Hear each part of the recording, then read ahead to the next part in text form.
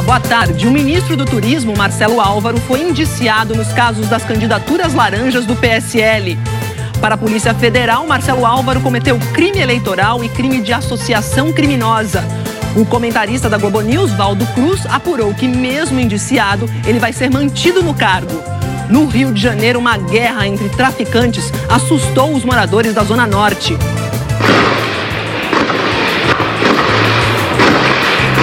Saíram hoje os resultados do Exame Nacional de Desempenho dos Estudantes. Só 3% dos cursos de faculdades particulares atingiram nota máxima. E ainda, os gastos com moradia foram os que mais consumiram a renda dos brasileiros no ano passado. A conclusão é do IBGE. Os primeiros passos de um tetraplégico com a ajuda de um exoesqueleto comandado pelo cérebro. E sexta-feira é dia de rock pesado no Rock in Rio. O Jornal Hoje está começando.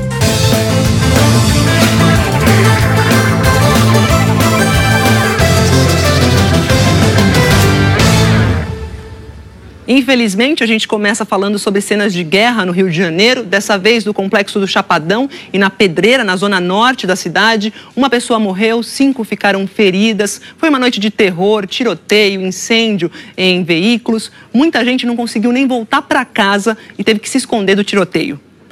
No acesso ao Complexo da Pedreira, moradores precisaram desviar do que restou de 7 ônibus. Traficantes da comunidade atearam fogo nos veículos ontem à noite para tentar impedir a entrada de uma quadrilha rival do Complexo do Chapadão, mas não deu certo. A invasão começou por volta das 6 da tarde. Ninguém sai de casa, ninguém. É bandido pra tudo quanto é lado. Muito tiro, mano. Não faça a pedreira, mano. Não faça. Tiro, granada, o bagulho tá doido, mano. Tá mais de 200 homens aqui, da outra facção, invadiram tudo aqui. Ai, eu tô com medo, eu tô sozinho. O comércio fechou as portas mais cedo. Fechando tudo. Por causa da falta de segurança, os trens deixaram de circular na região. Uma estação do metrô fechou e serviu de abrigo para os passageiros. Quando chegou na estação de Rubens Paiva, o condutor estava pedindo que os passageiros não descessem. E quando o vagão parou na estação, as pessoas entraram no vagão correndo, fugindo, do tiroteio. Nesta unidade de saúde, a cena se repetiu. Bala tá cantando aqui em frente. Tem bandido pra tudo quanto é lado aqui na porta da UPA. Hoje, policiais civis e militares cercaram o Chapadão em busca de bandidos e vítimas dos tiroteios. Vimos blindados e diversos carros da Polícia Civil circulando pelas ruas em volta do Complexo da Pedreira. A corporação já tinha dados de inteligência que mostravam uma instabilidade naquele local, uma possibilidade de uma invasão. Houve um planejamento para pós essa invasão, que se resume em cercar essa área invadida e operar lá dentro, fazendo vasculhamento com a luz do dia para preservar a integridade física dos policiais que estão atuando lá e também das pessoas de bem que moram naquele local. Hoje muitas lojas não abriram, 10 escolas da região não estão funcionando e quem veio atrás de atendimento aqui na UPA precisou procurar outra unidade de saúde. Com medo, funcionários não vieram trabalhar.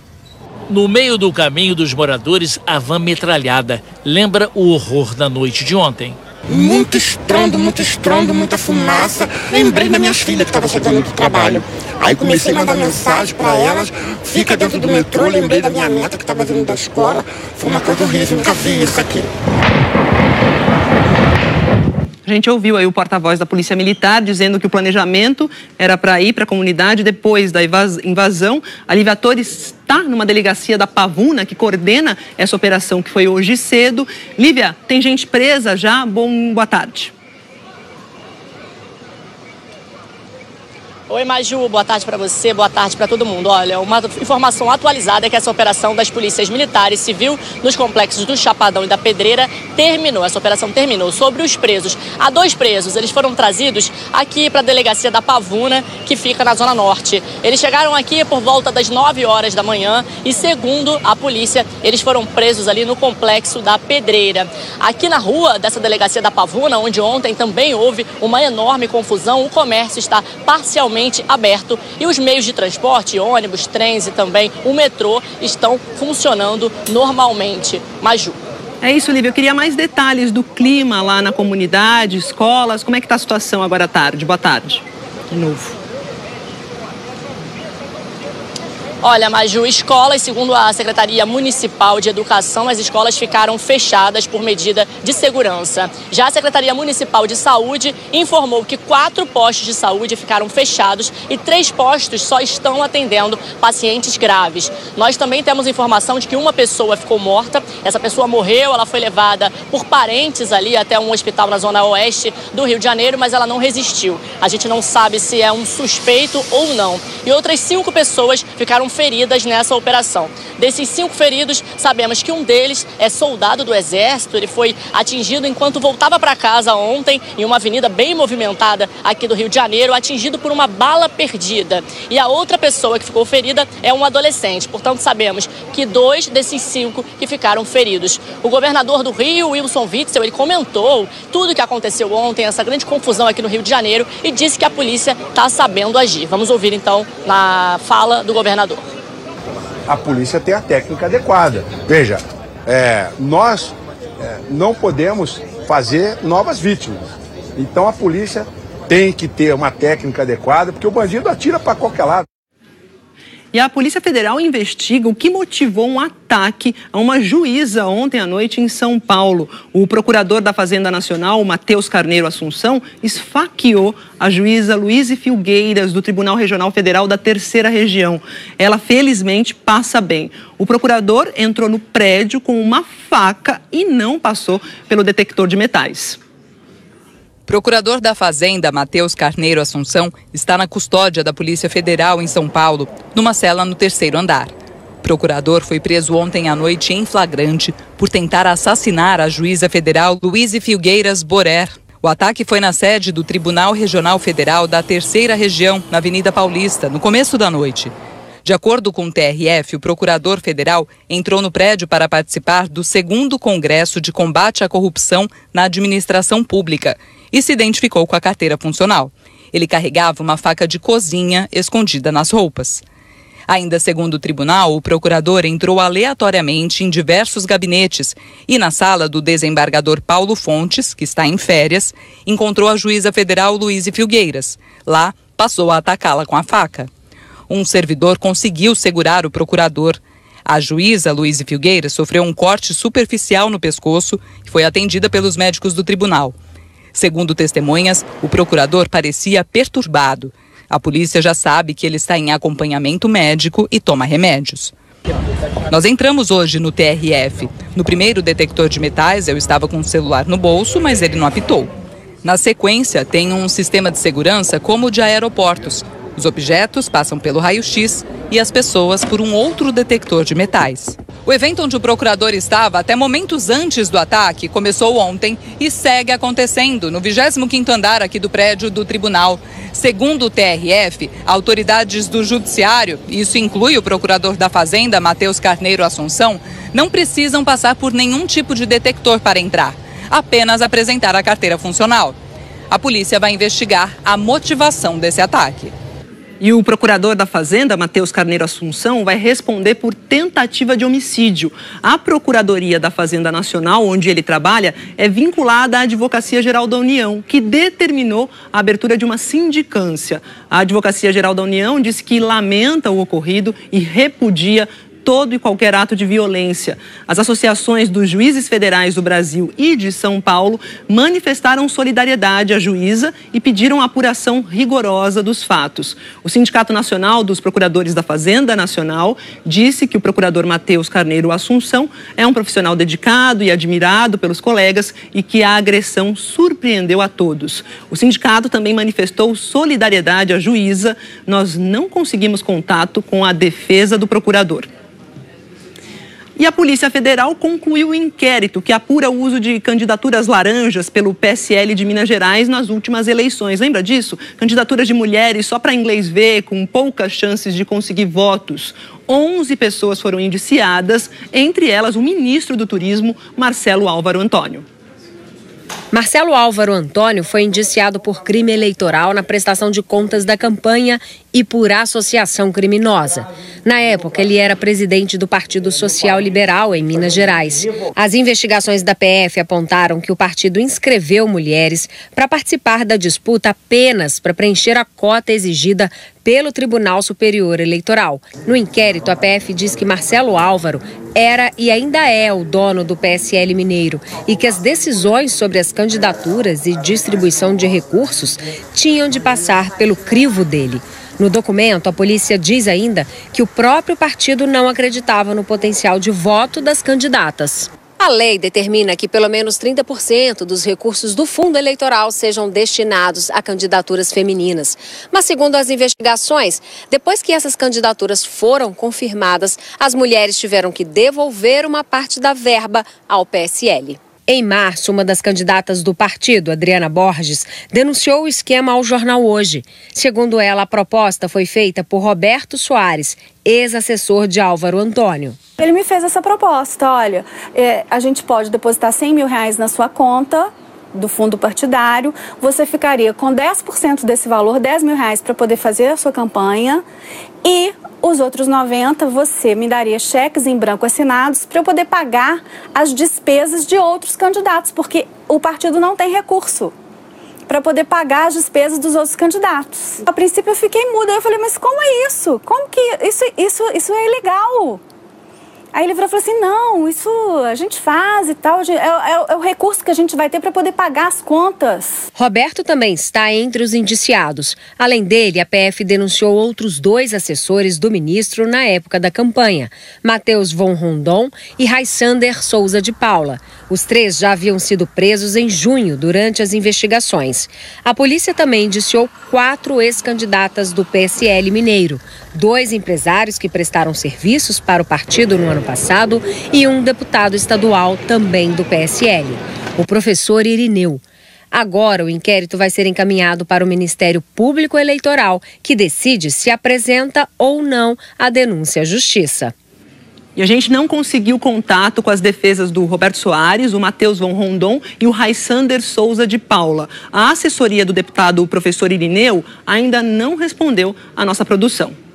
E agora a gente vai para Brasília, porque o Valdo Cruz, comentarista da Globo News, apurou que o ministro do Turismo vai ser mantido no cargo. Valdo, boa tarde, prazer falar contigo.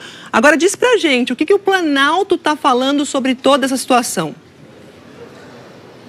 Boa tarde, Maju, boa tarde a todos. Pois é, mais cedo, Maju, eu falei com o porta-voz da Presidência da República, Otávio Rego Barros, eu perguntei para ele exatamente como é que ficava a situação do ministro do Turismo, Marcelo Álvaro Antônio, no governo. Lembrando que, lá atrás, o presidente da República, Jair Bolsonaro, havia dito que ia esperar um relatório da Polícia Federal para definir a situação do ministro que é deputado do PSL.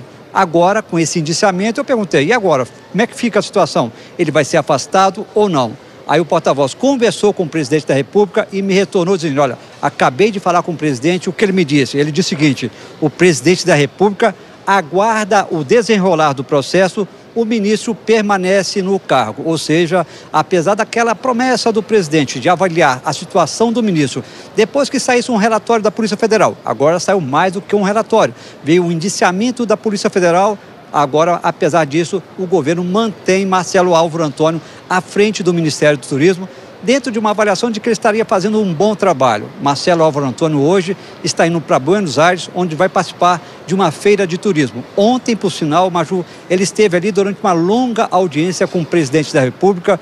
A gente tentou checar exatamente se ele já sabia dessa informação, desse indiciamento que foi decidido hoje, então, para ver se poderia mudar a situação do ministro, ele poderia ser afastado. Tem gente dentro do governo, Maju, que defende o seu afastamento até dentro de uma promessa de reforma ministerial do governo. Mas, por enquanto, não há nenhuma decisão do governo nesse sentido, Maju. Por enquanto, Marcelo Álvaro Antônio permanece no cargo. Maju, é contigo. Obrigada, Valdo.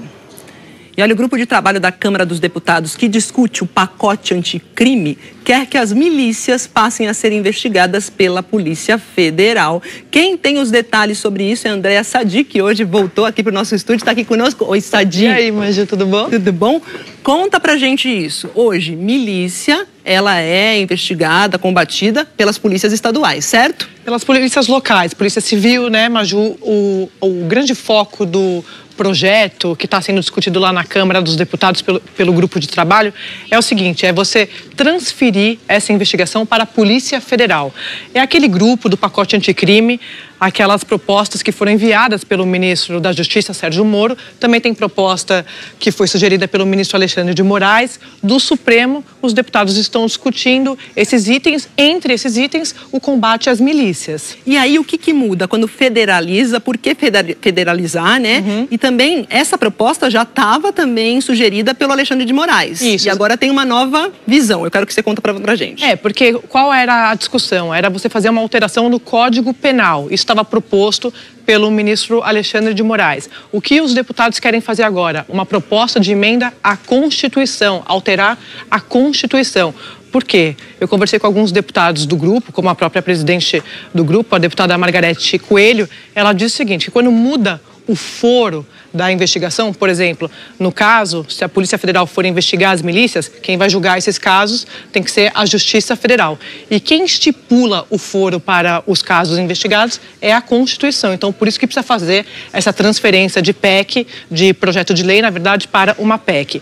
Agora, Maju, importante, essa PEC já tem o apoio do presidente da Câmara, o deputado Rodrigo Maia. Eu também conversei com o Maia, ele disse que é um assunto importante e que eles vão analisar nas próximas semanas lá na Câmara dos Deputados. E, Sadi, só para reforçar, porque muitas vezes acredita-se que tem milicianos fazendo parte da própria polícia local. Então, por isso... O deputado Marcelo Freixo, que é o autor da PEC, ele tem essa visão e colocou esse ponto de vista lá no grupo. Então, por isso que eles vão fazer essa investigação. Eles querem, na verdade, que a investigação seja feita pela Polícia Federal. Obrigada, Sadi.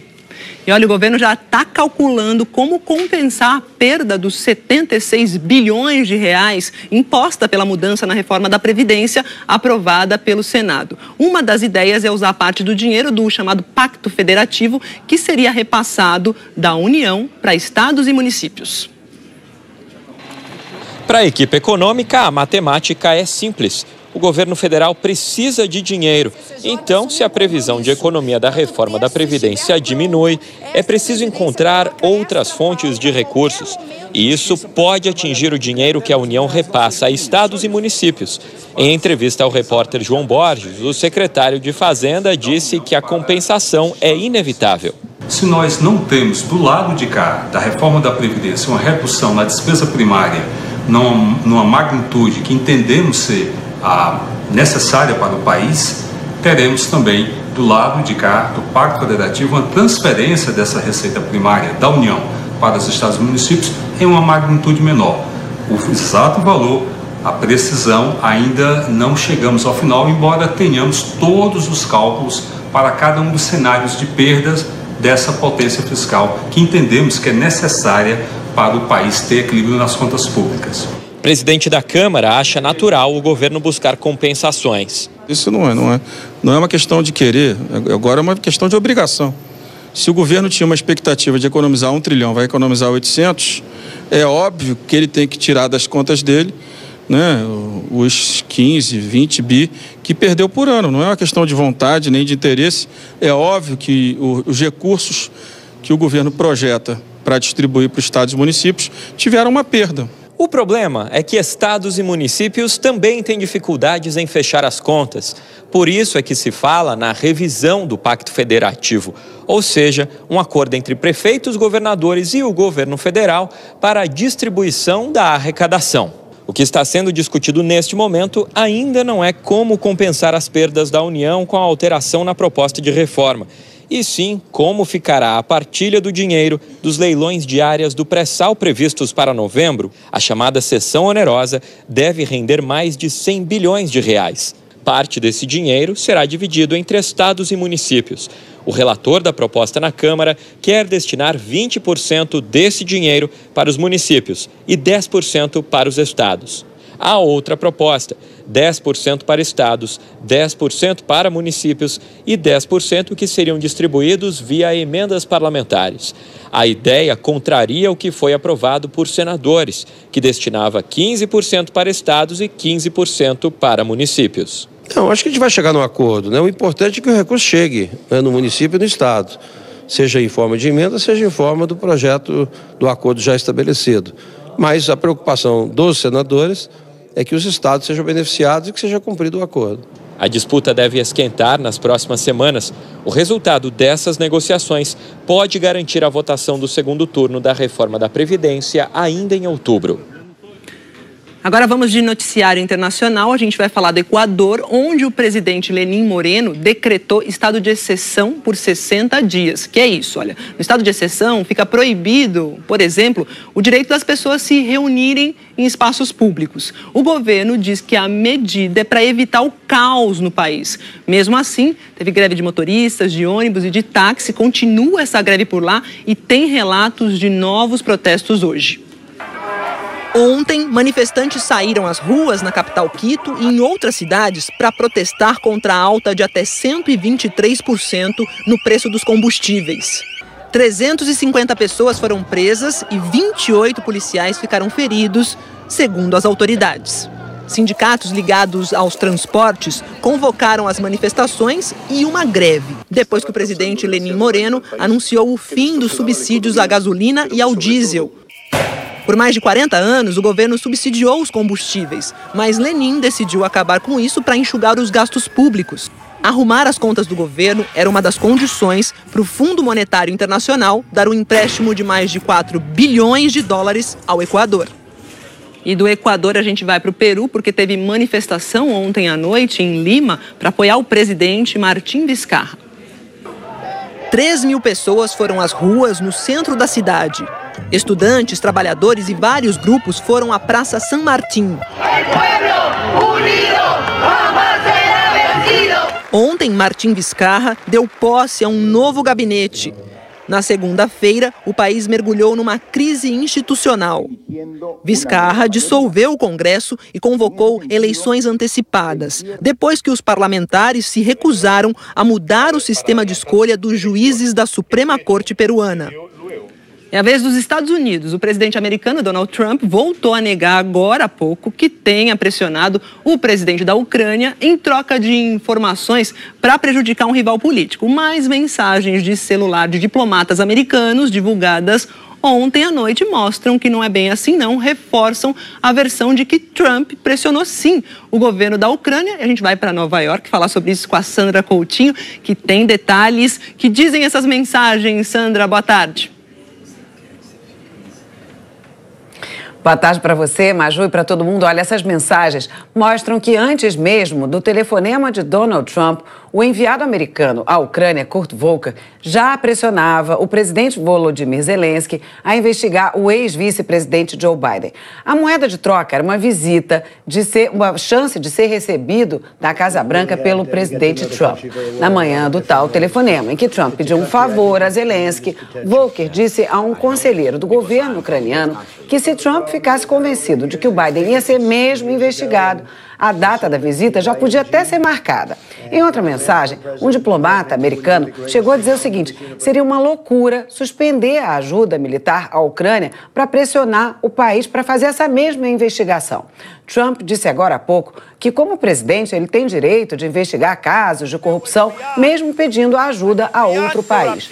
Só que a lei americana proíbe a interferência de outros países nas eleições e Joe Biden é pré-candidato à presidência. Além disso, termina hoje o prazo para a Casa Branca entregar uma série de documentos à comissão que investiga o presidente. Aí o Trump fez outra jogada. Disse que só vai entregar essa papelada se o plenário da Câmara votar formalmente pela abertura do processo de impeachment. Maju. Obrigada, Sandra. Deixo essa jogada aí do Trump de lado para dar uma notícia boa que vem lá da França. Um homem tetraplégico que não tem movimentos, do pescoço para baixo, conseguiu mexer as pernas e mais, conseguiu andar. Isso tudo com a ajuda de um exoesqueleto. É como se fosse um esqueleto externo controlado pelo cérebro. A gente vai a Paris conversar agora com o Rodrigo Alvarez. Rodrigo, eu li que ele teve a sensação, imaginou assim como se fosse o primeiro homem a pisar na Lua quando andou. Conta pra gente como funciona esse aparelho. Boa tarde. Boa tarde, Maju. Boa tarde para todos. Olha, certamente foi o primeiro homem, porque ele foi o primeiro a caminhar um primeiro tetraplégico a caminhar com os comandos do cérebro. O que ele disse foi que passou 4 anos pensando que nunca mais poderia se levantar e, de repente, viu tudo acontecendo, né? Aquele computador comandando o exoesqueleto e ele começou a andar. É interessante falar, né, Maju, como que os cientistas franceses conseguiram isso. Eles implantaram 2 sensores que decodificam os pensamentos do paciente, transformam os sinais elétricos do cérebro em impulsos que vão até o computador, que interpreta isso e transforma em movimento. Foram meses de testes. Primeiro ele passou por uma espécie de videogame, né? Só na tela do computador para não cair, até que chegasse a esse momento mágico que a gente está vendo aí. É realmente a primeira vez que isso acontece. O exoesqueleto é novidade, mas ele ser comandado pelo cérebro humano é a grande novidade, é a primeira vez e entrou para a história. É interessante lembrar também, Maju, quem viu a Copa do Mundo 2004 vai lembrar, o primeiro momento da Copa... O pontapé inicial foi dado por uma pessoa, um brasileiro, que não tinha os movimentos das pernas. Ele deu um chute com o exoesqueleto. Foi uma tecnologia desenvolvida pelo cientista brasileiro Miguel Nicoleles, naquela época, que já apontava para isso que a gente está vendo agora. A promessa, Maju, não tem data, mas é que um dia, talvez décadas daqui para frente, talvez daqui a 10 anos, a gente não pode dizer, isso comece a se tornar comum e as pessoas que hoje estão em cadeira de rodas possam começar a andar. É uma maravilha. Quem me dera poder vir aqui, Maju, falar com você todo dia para dar uma notícia perfeita, maravilhosa como essa. Pois vem, a gente está adorando isso. Queremos notícias boas também, em maior quantidade por aqui. Obrigada, Rodrigo. Olha, agora a gente volta para o Brasil. Eliana Marques está chegando aqui para conversar comigo, para falar como é que fica o tempo hoje. Hoje é aquele dia que todo mundo pergunta para quem cuida da previsão do tempo como vai ficar final de semana, né, Eliana? Exatamente. Boa tarde, Maju. Boa tarde a todos. E olha, sabe que de sexta-feira eu gosto de começar justamente pelas temperaturas, porque a maioria das pessoas já está aí se programando para o fim de semana, querendo saber com que roupa vai sair, né? Se pega um casaquinho de frio, se vai com figurino de verão, de calor, principalmente se tiver de folga, igual eu e você. Nossa, ela já checou comigo isso logo que chegamos aqui na emissora. Estamos de folga, felizmente. Exatamente. E conta, como é que vai ser essa folga? Depois a gente fala em São Paulo, mas para o Brasil. Aí, hoje, antes da folga, né? Vamos falar de hoje. Vamos falar de hoje, começando pelo calorão. Olha só, aqui no nosso telão nós temos as capitais mais quentes hoje. Eu tô falando de Goiânia, com 39 graus na liderança, seguida aqui de Teresina com 38, Cuiabá com 38 também, Palmas com 37 graus. Palmas e Cuiabá podem ter aí pancadas de chuva. Belém, máxima de 35 graus, um sol para cada um lá em Belém. Do calorão a gente vai para o chuvão. As capitais mais chuvosas hoje, olha, Porto Alegre e Porto Velho com 30 milímetros, temos Manaus com 25, Rio Branco com 20 e Salvador, Maju, com 15 milímetros. Também não dá para desprezar essa chuva aqui não. E agora, nesse momento, tem chuva forte em alguns desses lugares que você mostrou? Em algum lugar aí? Olha, eu vou falar do que já aconteceu mais cedo, porque mais cedo a gente já teve chuva assim por esses lugares que eu falei. Choveu lá em Porto Alegre, choveu em Manaus, choveu em Salvador, com intensidade até forte em alguns momentos nesses locais. E o risco continua hoje para o litoral da Bahia, chegando até o norte do Espírito Santo, também nessa faixa aqui entre Amazonas e o oeste de Mato Grosso e do sul de Mato Grosso do Sul até grande parte do sul do país. Campo Grande também está na área de chuva encorpada aí, a gente tem imagens de lá, imagens feitas agora há pouquinho, olha, como a gente vê aí, uma nuvem bem escura, tem chuva já, máxima de 36 graus em Campo Grande. Possibilidade de pancadas de chuva nas áreas em verde aqui que eu não citei e sol bombando nessa faixa amarela que vai do Amapá até o Rio Grande do Norte, passa pelo Distrito Federal, vai até o centro-leste do Paraná e pega grande parte do sudeste também. Em Belo Horizonte, nada de chuva, dia de sol hoje e também amanhã. A gente está com as imagens de lá ao vivo aí para você. Olha, calor hoje, de até 32 graus em BH, na capital mineira, muito sol, Maju. E eu quero saber aqui para São Paulo, meu interesse particular, e para o Rio, que tem Rock in Rio, né? Rock in Rio, vamos primeiro para lá. No Rio de Janeiro, máxima de 33 graus hoje, amanhã máxima de 36, domingo 30 graus com uma chuvinha à noite. Então vai ser um fim de semana diferente do fim de semana passado, com muito sol. Caprichem no protetor solar, domingo à noite essa chuvinha, como eu falei. Em Curitiba e São Paulo, sábado de calor, domingo o tempo começa a virar lá em Curitiba, esfria e essa friaca chega aqui pra gente na segunda-feira, Maju. A gente começa a próxima semana diferente com chuva. Vamos aguardar. Ótimo final de semana para você, Para você também, Maju. Tchau, tchau. Tchau. E um cartão postal do Brasil foi reaberto para o público hoje. É a Igrejinha da Pampulha, lá em BH, que ficou fechada por 2 anos. Pausa para admirar, tirar fotos. A igrejinha, que é orgulho dos mineiros, volta a embelezar a orla da Lagoa da Pampulha. Me senti muito orgulhosa, feliz. A igrejinha São Francisco de Assis ficou quase 2 anos fechada para obras. O piso foi revitalizado, o forro de madeira e as instalações elétricas foram trocadas e os painéis de Cândido Portinari restaurados. O painel na fachada e as pastilhas passaram por uma boa limpeza. Também foi preciso reparar as trincas na parte externa. Um dos principais problemas era estrutural, nas juntas de dilatação que absorvem as vibrações no concreto provocadas pelas mudanças de temperatura. Elas não estavam funcionando bem. Agora, com 3 juntas de dilatação novinhas, os engenheiros esperam acabar de vez com as infiltrações que ameaçavam o patrimônio. A igrejinha foi reinaugurada no dia de São Francisco de Assis. E este outro Francisco, que também é de Assis, ganhou um presente no dia do aniversário dele. Eu achei o fundo dela, a imagem de São Francisco ficou perfeita. 40 anos atrás era isso aí mesmo, ficou muito bonito. Agora o que eu digo é só conservar, né? Só conservar isso aí. E hoje é sexta, tem Globo Repórter e tem estreia por lá. Sandra Nemberg e Glória Maria na apresentação. Nós vamos te levar para Nova York, a capital do mundo, uma cidade fascinante. 800 idiomas, a maior diversidade de povos no mesmo lugar em todo o planeta. Vicky Muniz chegou sem um tostão e se tornou um dos artistas mais admirados. E os brasileiros que estão indo agora, têm a mesma chance? O céu é o limite. Torres gigantes, modernas e futuristas. Acredite, a metrópole tem floresta, cavernas. Poluição foi enterrada. O maior lixão da Terra está virando um ecoparque. Hoje, no Globo Repórter. É claro que a gente se vê, não é? Até lá. E a EPTV, afiliada da Globo, vai exibir um Globo Repórter especial sobre os 40 anos da emissora. Ainda hoje, os shows de tirar o fôlego no Rock in Rio.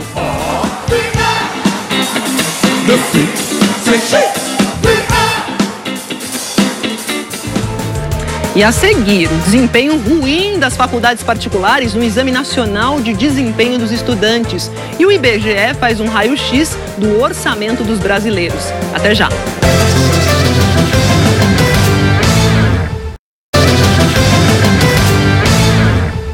Tem informação agora sobre o resultado do Exame Nacional de Desempenho dos Estudantes. E olha só 3% dos cursos das faculdades particulares conseguiram as notas máximas no ENAD. Mais de 460 mil estudantes de todo o país, do ensino presencial e à distância, fizeram o exame. Eles se formaram em quase 1.800 faculdades e universidades no fim do ano passado. A maioria das instituições avaliadas foi da rede. 1.821 cursos foram avaliados, sendo 1.275 de universidades públicas e 7.546 de instituições privadas. A nota dos cursos varia de 1 a 5. Menos de 6% dos cursos avaliados tiraram a nota máxima. E houve cursos que não conseguiram nem pontuação. 301 ficaram sem conceito. O resultado final foi o seguinte: na rede pública, 20,3% dos cursos atingiram a nota máxima. Já na rede privada, foram apenas 3,3%. Tiraram nota 4, 32,8% dos cursos públicos e 17,6% dos cursos privados. A quantidade de cursos com notas 2 e 3 é maior nas universidades privadas. E a nota 1, a pior de todas, foi dada a 4,1% dos cursos públicos e 3,6% dos cursos privados. O ministro da Educação disse que o mau rendimento das universidades privadas é uma herança da falta de controle do crescimento de cursos em anos passados. Para ele, alguns estudantes também fazem a prova sem comprometimento. Por isso, o Ministério estuda punições a alunos que tiverem notas baixas. Uma pessoa vai e faz a prova e não consegue acerta 10% das questões, eu acho que a pessoa não deveria se formar. não deveria ter o diploma, entendeu? Não deveria colar, não deveria ter a colação. Hoje já tem a punição se a pessoa não fizer. Se a pessoa não aparecer para fazer o exame, já tem uma punição, que é, né, atraso na colação. Enquanto não fizer, não tem a colação de grau. Este especialista em educação diz que o custo de um país com educação de baixa qualidade é alto. O prejuízo reflete, então, uma educação básica de má qualidade e reflete uma educação superior que ainda não se encontrou em termos de qualidade. Na era em que o Estado é definido pelo tipo de conhecimento que consegue produzir, nós termos profissionais menos do que bem preparados é algo que afeta, inclusive, o desenvolvimento econômico do país como um todo. E olha, para onde vai o meu, o seu, o nosso dinheiro? O IBGE divulgou hoje uma nova pesquisa de orçamento das famílias brasileiras. Olha só, vamos olhar aqui nesse telão esse dado. Em primeiro lugar, é a habitação que leva boa parte do nosso dinheiro, 36,6%. Segundo lugar, vem o transporte, com 18,1%. E interessante notar aqui que pela primeira vez desde que a pesquisa é feita, que é há 45 anos, a despesa com transporte supera aqui o da alimentação, que essa vez apareceu em terceiro lugar com 17,5%. Portanto, casa, transporte e alimentação levam 72%, correspondem a 72,2% das despesas. Aí em seguida a gente tem o seguinte, saúde com 8%, depois a gente vem com educação, 4,7%, e por fim, vestuário, tá? Somando tudo isso, as famílias têm uma despesa média aí de R$ 4.649 por mês. Mas vamos lembrar aqui que quase um quarto das famílias vivem com muito menos no país, né? Com até 2 salários mínimos, viu? Essa pesquisa aí foi feita, referência como janeiro de 2018, tá? E o repórter Carlos Delanoy vai mostrar agora como o orçamento apertado muda os hábitos de uma família que se chama Brasil, é isso mesmo. Marcelo e Michele Brasil têm várias fontes de renda. Ela vende salgados e doces para festas. Ele negocia carros e imóveis. Mas sem um salário fixo e com 2 filhos, fechar as contas no fim do mês é sempre um desafio. O segredo é fazer aquilo que a gente pode mesmo, né? É não sair, se sair 3 vezes por semana, sai uma. E fazer aquela...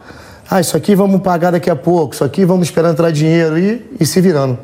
E se virando que é complicado. A Michele adora cozinhar. Fazer feijoada é sua especialidade. Mas na hora do almoço, por falta de tempo, ela prefere o delivery. Boa tarde, tudo bem? A pesquisa mostra que a fatia do orçamento da alimentação que vai para as refeições fora de casa subiu nos últimos 9 anos. Em 2003, essa parcela era bem menor. A Michele pede comida em casa de 2 a 3 vezes por semana. Esse é um costume cada vez mais frequente na família Brasil. E a gente percebe essa mudança de hábitos aqui na cozinha, olhando para a despensa. Olha só, aqui tem arroz, tem açúcar, tem farinha, mas está faltando uma coisa que até pouco tempo atrás era considerada indispensável: o feijão. Você economiza tempo e acaba economizando dinheiro também, né? Porque eu peço uma quentinha, eu divido para os meus 2 filhos, que é onde tem a maior necessidade do arroz e feijão, né? Os gastos com arroz e feijão em casa vêm diminuindo, diz o IBGE. A despesa com cereais, legumes e oleaginosas caiu pela metade em 15 anos. Como acontece com a maioria das famílias em todo o país, aqui o aluguel também aparece no topo das despesas. E tem ainda os gastos com transporte, como a van escolar das crianças, as despesas com comida, médicos que incluem o tratamento do Bernardo, que é diabético, e a mensalidade do colégio. Segundo a pesquisa, as famílias com rendimento de até 2 salários mínimos comprometem 61,2% com habitação e alimentação.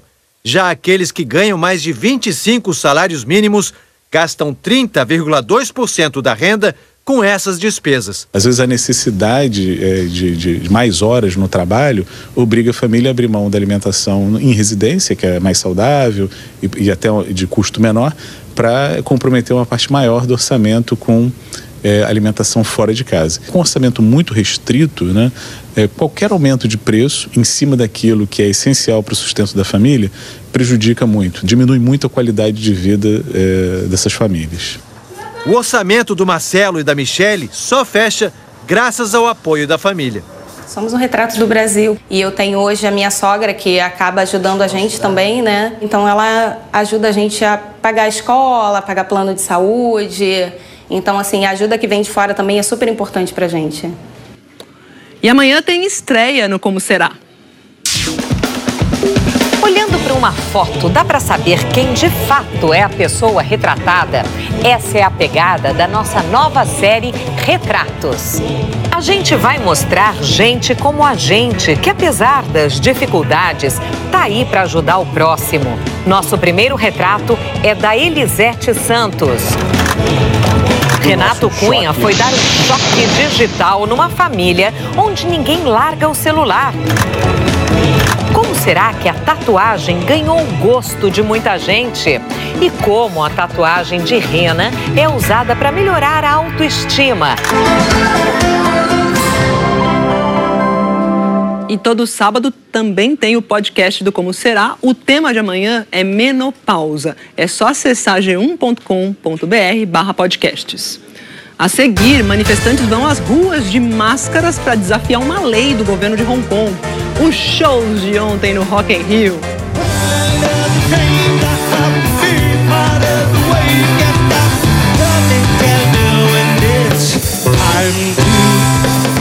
E o que vem por aí em mais uma noite de música na Cidade do Rock. Até já!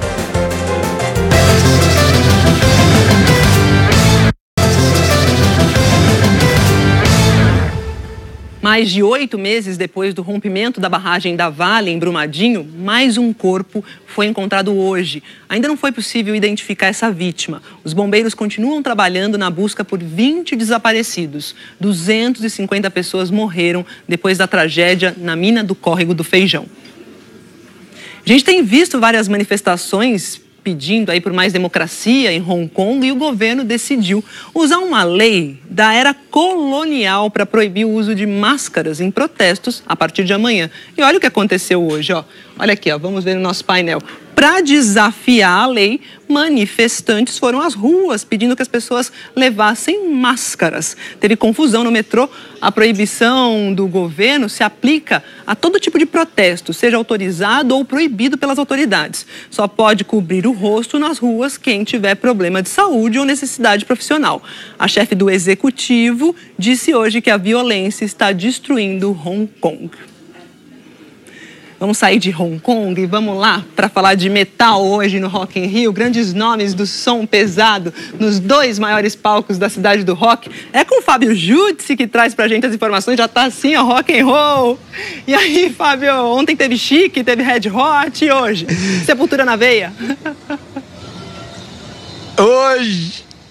Maju, boa tarde, olha só, o Rock in Rio não seria o Rock in Rio se não tivesse uma noite de heavy metal, né? Noite de guitarras pesadas, vozes estridentes, todo mundo vestindo preto, com muitas correntes. E olha só, aqui no Palco Mundo, 5h20, começa o show da banda Sepultura, banda mineira, criada em 1984, muito conhecida no mundo inteiro. Depois vem a banda alemã chamada Halloween, com 30 anos de serviços prestados ao heavy metal e mais de 8 milhões de discos vendidos, Maju. E depois sabe quem é? Iron Maiden, banda britânica muito conhecida aqui dos brasileiros. Tocou no Rock in Rio de 1985, promete fazer um show que vai misturar guerras, um pouco de religião. Fala até do inferno, Maju, pode uma coisa dessa? E pra fechar a noite, a banda convidada que tá lembrando que são Scorpions. E olha só, e depois dos Scorpions fechando aqui, é a noite de hoje. Mas ontem o clima aqui foi diferente, com muito pop, rock, soul e até, Maju, carimbó. Tudo junto.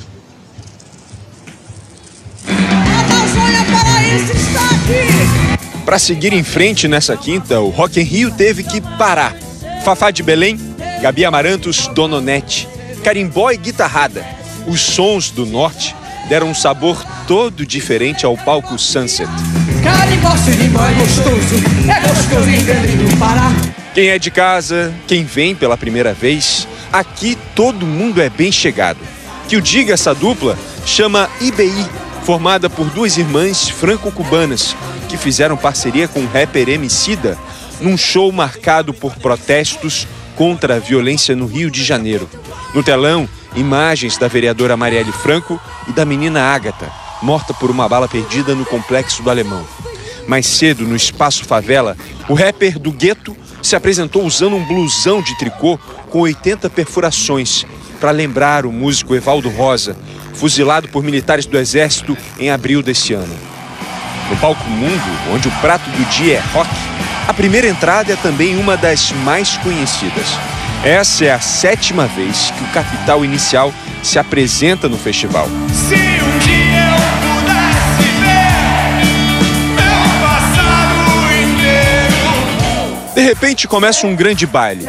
A cidade do rock convertida em discoteca. Nile Rodgers chega acompanhado pela banda Chic.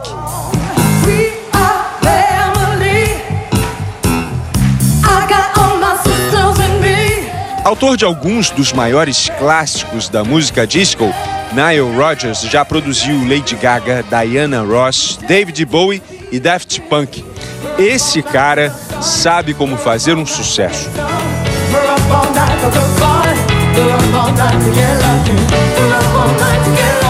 Atenção pro alerta! Superlotação no Rock in Rio.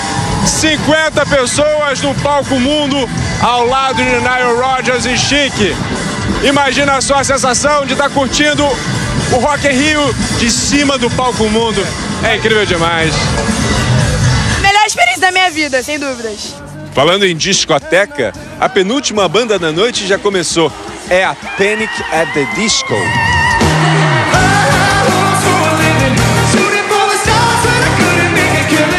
Olha, esse é um clássico da banda que foi formada em 2004, começou fazendo um rock que o pessoal chama de rock emo, agora tá fazendo um som mais dançante. Primeira vez deles no Rock in Rio e tem uma turma aqui que tá indo simplesmente ao delírio.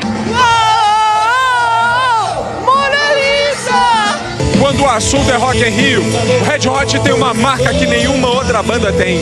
O show que eles fizeram em 2001 teve 250 mil pessoas, o maior público da história do festival. Também são 3 décadas de muito sucesso condensadas em 1 hora e tanto de show.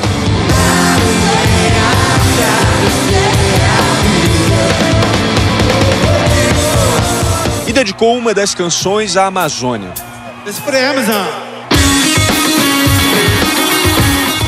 O show do Red Hot Chili Peppers começou quente e terminou fervendo. Mas ninguém passou mal. Na cidade do rock, pimenta nos olhos é refresco.